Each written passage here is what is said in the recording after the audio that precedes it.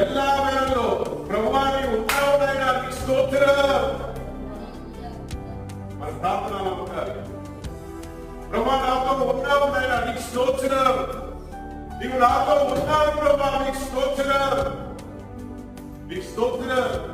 ప్రభువా ఈ అపవాది వాడు శోధిస్తున్నాడు నాయనా, దుఃఖం పుట్టిస్తున్నాడు నాయనా, నన్ను బాధపెడుతున్నాడు ప్రభువా. వీటిని యేసుని నామమున ఎదురిస్తున్నాడు. ఇది విశ్వాసం.